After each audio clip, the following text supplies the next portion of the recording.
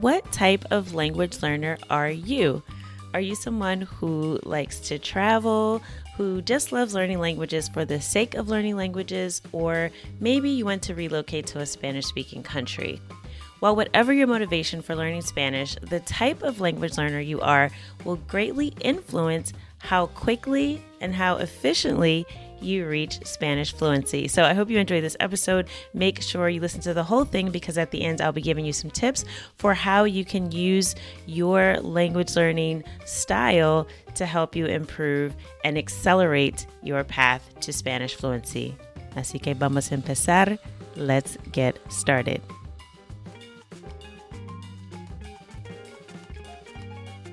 Bienvenidos! Welcome to the Learn Spanish con Salsa podcast, the show for Spanish learners that love music, travel, and culture.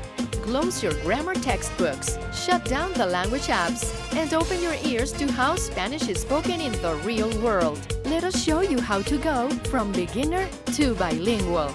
Here is your host, certified language coach, Tamara Marie. Bienvenidos al episodio 134. Welcome to episode 134 of the Learn Spanish con Salsa podcast. In this episode, I will be breaking down how you can really figure out what is your language learning type. Now, I know there's a lot of quizzes out there online that help you figure out, are you level A1 or A2, grammar quizzes, quizzes to help you learn Spanish verbs. I mean, there's a lot out there online. But something that's often overlooked, which I think is actually critically important for you understanding yourself as a language learner, is really delving into what your language learning style or type is. And if you've never heard that before, no worries. Like I said, I will be breaking that down in this episode. And I will be giving you some advice on how you can use that knowledge of what your type is to your advantage to really help you get fluent in Spanish that much faster. So first, I'm going to give you a quick overview of the types, and then I'm going to go a little bit more in depth into each one and give you some advice for what to do if this is your style. Now, as I'm going through these, you might recognize yourself in one or more of these, but really try to think about the one that resonates with you the most as I go through. So you might, hear it and go, okay, you know what? I think maybe I do a little bit of this, and maybe I'm a little bit of a perfectionist, but not all the time. That's completely fine. You're human. So it's funny, usually when we come out with these types of categories, we all try to look for where we belong in that box, right? But none of us are going to 100% fit in one category all the time. But what's important to think about is where you are most of the time. So, when you approach learning Spanish or any other language, where do you tend to default to, or what's your first approach? So that's what I want you to keep in mind as I go through these, all right? So the 4 language learning types are the dabbler, the nomad, the perfectionist, and the loner. And now none of these types are inherently good or inherently bad, but I do want to go through sort of what might be driving you if this is your type, and what are some of the benefits and even downfalls of fitting into one of these categories, and again, how you can use that to your advantage, your natural sort of learning style to help you move forward that much faster. So let's talk about the dabbler first. The dabbler is that language learner that does a little bit of everything. And the dabbler, is not generally very focused on just one thing. So you won't find the dabbler only taking one Spanish course at a college, for example. They probably have varied interest, and not just when it comes to language, but in other areas of their life as well. So this is the person that every time you talk to them, they're doing something different. They're into a new project. They're probably a very creative person. And the downfall of that is they're easily distracted. So because the dabblers tend to be creative types, they tend to sort of go with their passions and with their interest, and they may not be super focused on meeting one particular goal, which means they tend to make progress a little bit slower, just because they're not really overly concerned with tracking progress. So it's hard to track what you don't measure, right? It's hard to know if you're successful if you're not taking any sort of metrics, and that's really common of the dabblers. And how to know if you're a dabbler? Well, you probably have tons of apps on your phone that are all related to Spanish. And like I said, you probably have also looked into learning other languages as well if you have other interests. You probably also do not have a goal, right? You would be the person if I say, what's your current goal for Spanish? Where are you at right now? Are you a beginner? Are you intermediate? A dabbler would probably go, well, I don't know. I think, I'm definitely not a beginner. I don't know. I think I'm still a beginner because I don't know. I did Duolingo for a little bit, and then I started to do this app, and I went to this place one time and I was able to have a conversation with this guy in Spanish, but then I didn't understand what he was saying, right? This is kind of how a dabbler might answer. Not very clear, not very to the point, very exploratory, which is absolutely fine. Like I said, the dabbler's superpower is sort of that creativity and curiosity, because they're always interested in what's new, what's the most effective thing, what's the newest thing out there. So again, it's not all bad to not be focused. The superpower that the dabbler brings to the table is that flexibility of being able to learn in different ways and explore different ways of learning the language. So the dabbler, again, has probably tried different modalities, probably has tried courses, online things, in-person events, books, maybe a little bit of everything, because that's the nature of the dabbler, okay? But you can use this to your advantage if this is you. You want to really try to focus in on the things that you're passionate about and really follow your interests. Okay, the dabbler really believes at their core that things have to be fun and interesting, that creative expression is important. And so really tapping into those things can really help you make more progress if you commit to one strategy or approach that follows or is in line with some of your interests. So, for example, like for me, I really love music, right? I love Latin music. I love salsa dancing. I love to travel. So these are things that actually helped me focus my learning so that I wasn't sort of all over the place, but it really helped me sort of zero in and say, okay, I'm going to learn this song, right? I'm going to learn the lyrics. I want to know what it means. I want to understand what the artist is saying. I want to know something about where they're from.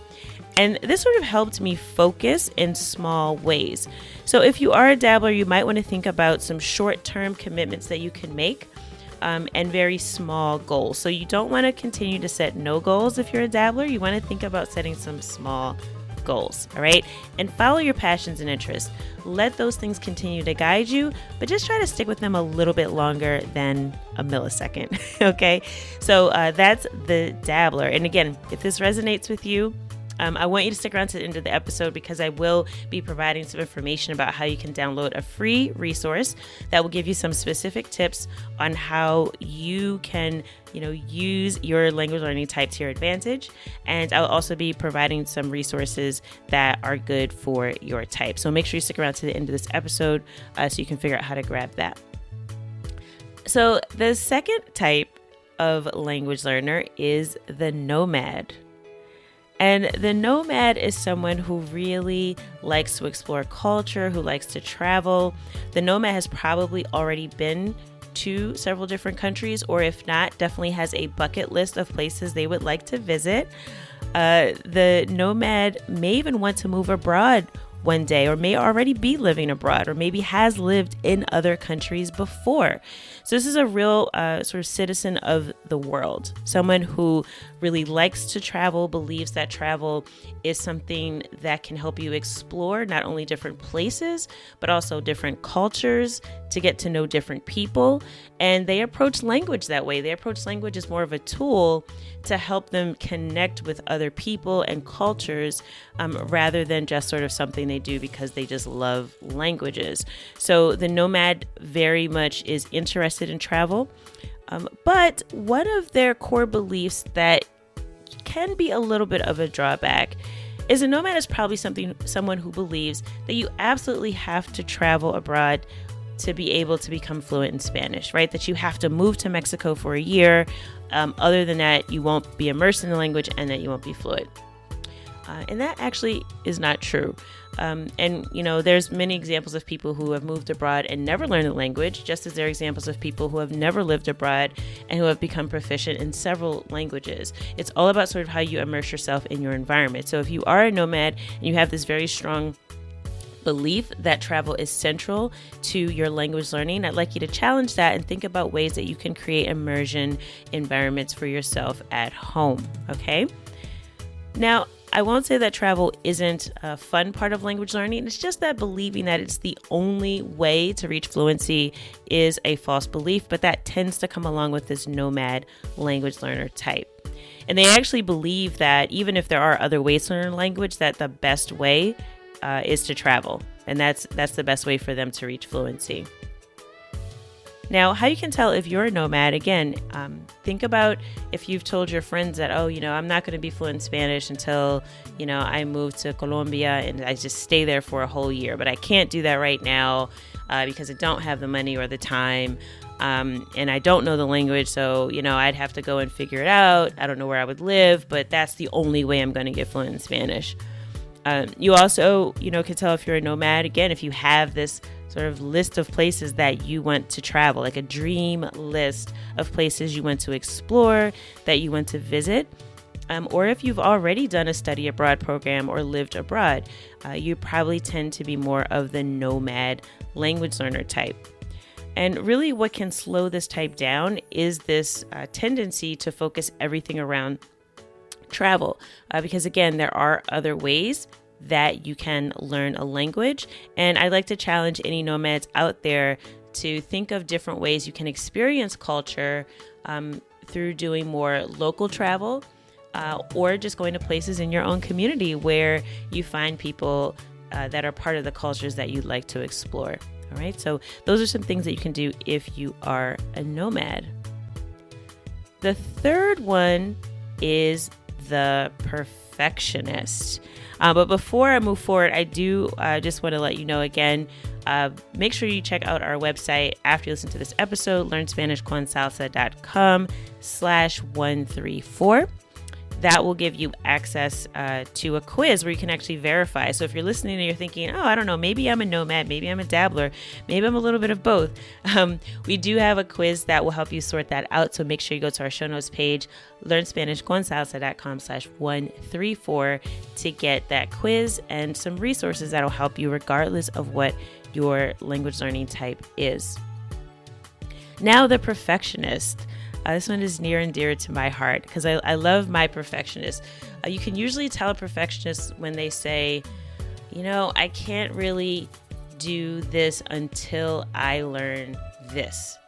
So, for example, I really can't have a conversation in Spanish until I learn grammar because I can only speak in the present tense. I can't say anything in the past tense, and I can't have a conversation because everything will be a disaster. Oh, and then when someone starts talking, they just all talk so fast, and then I get lost, and then I don't know what to say, and it just all really scares me, and I don't want to do that at all. So I'm just going to study for like a year and wait before I travel or have a conversation or do the things I really want to do in Spanish. So if that sounds like you or someone you know, then you have identified a perfectionist. And really the downfall, or what slows the perfectionist down, is this sort of propensity to want to have everything figured out before they even begin. And I would stress to a perfectionist that the only way to really figure these things out is through the process.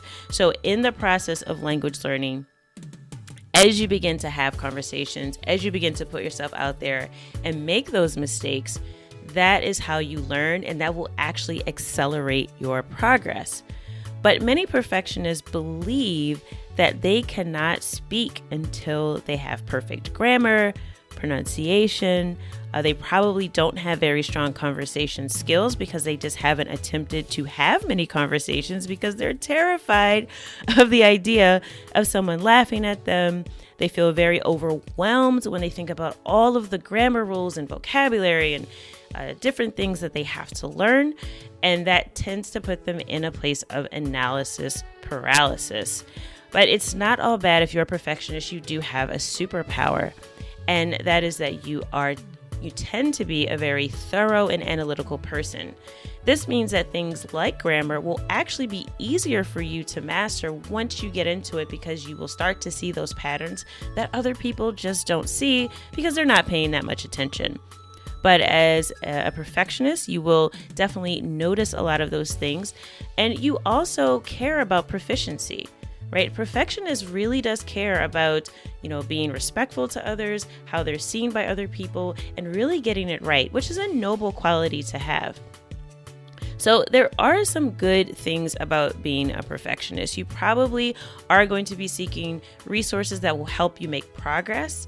You tend not to sort of just jump from one thing to the next. And if you do, it's because you're looking for that perfect thing, right? You're analyzing, you're trying to figure out, does this work for me? Does this work better? Does something else work even better than this thing?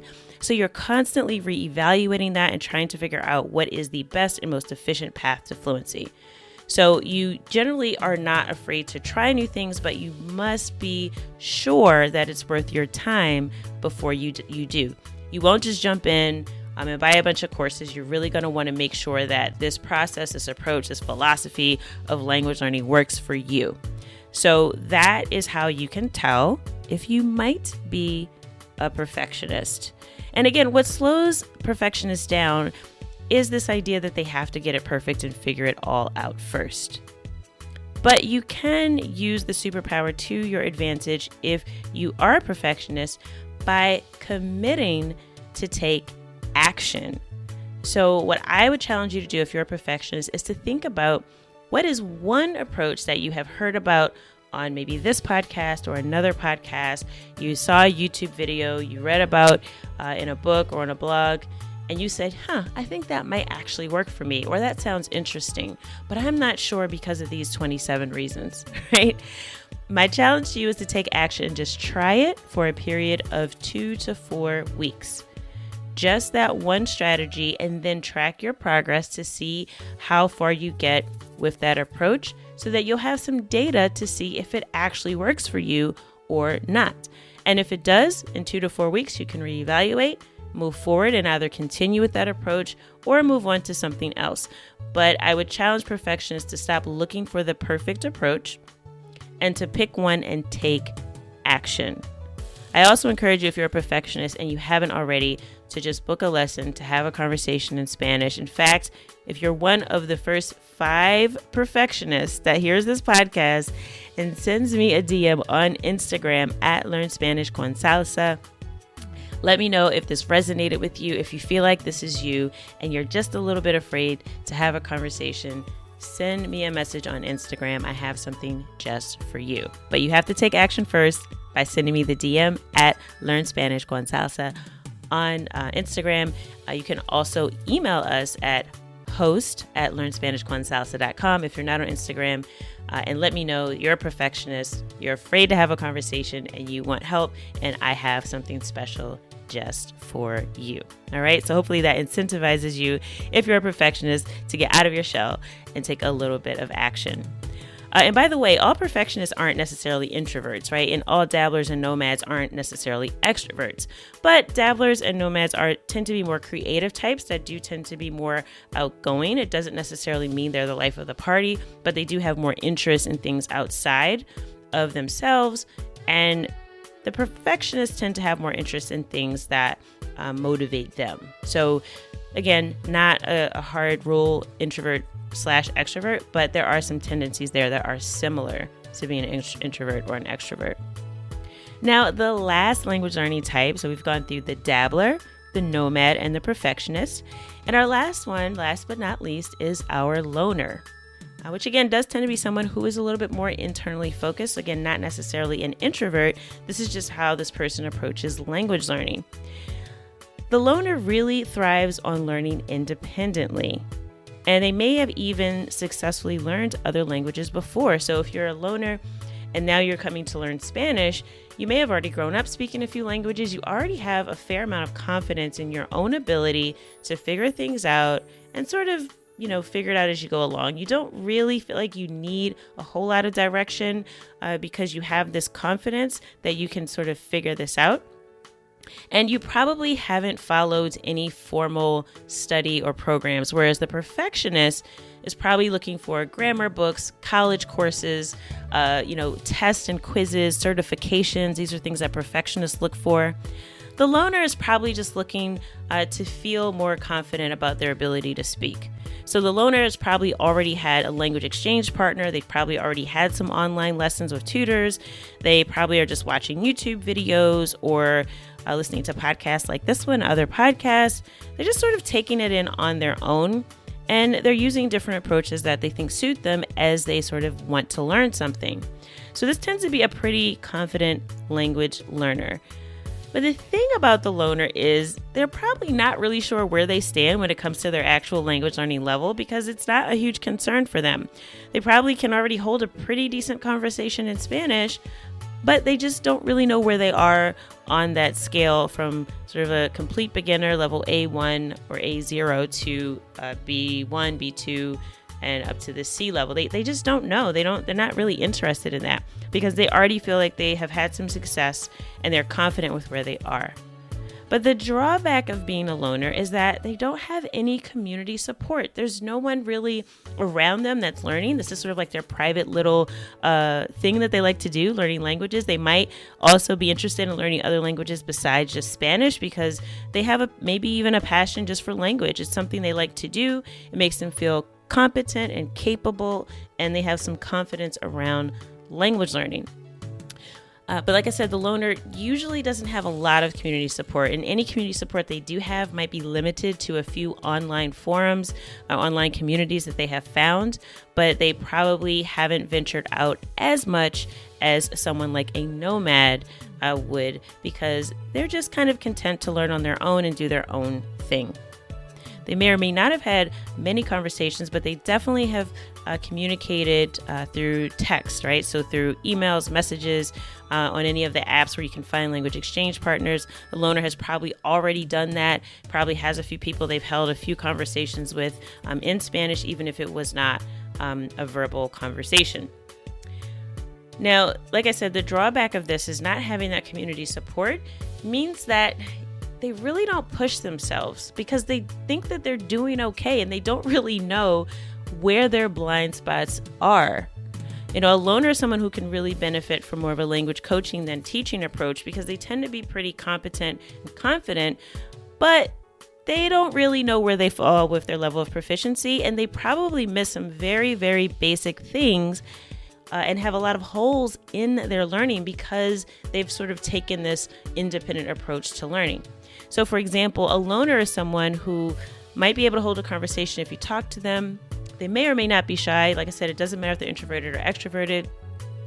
But they may miss some very basic grammar points that you might be surprised by because you're talking to them. They sound pretty confident. They sound proficient, but they make a few mistakes or several mistakes that you would think someone who speaks as well as they do or knows as much as they do about the language would not make.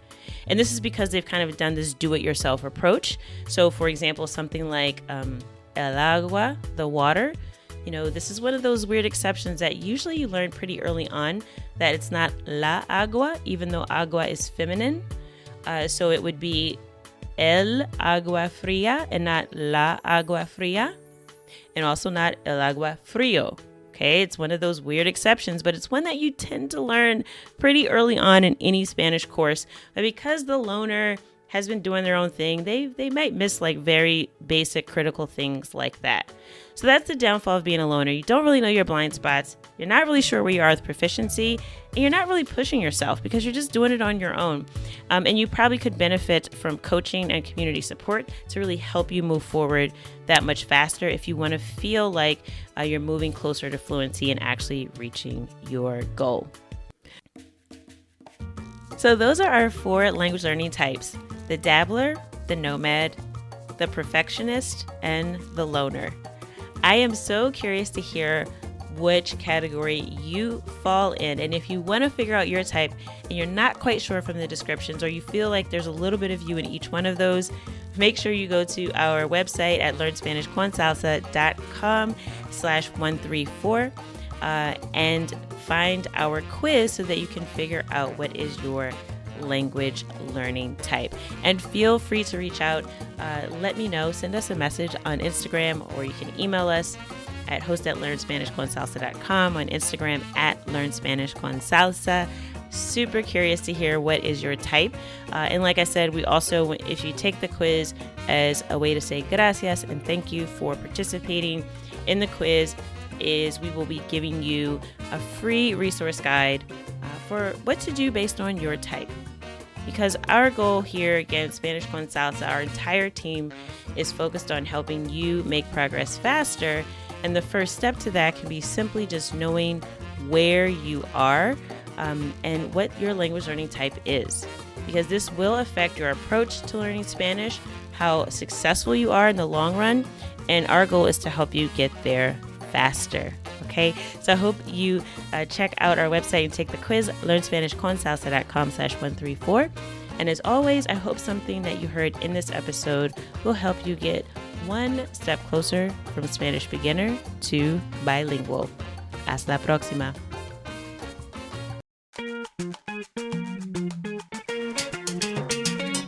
Thank you for listening to the Learn Spanish con Salsa podcast at learnspanishconsalsa.com.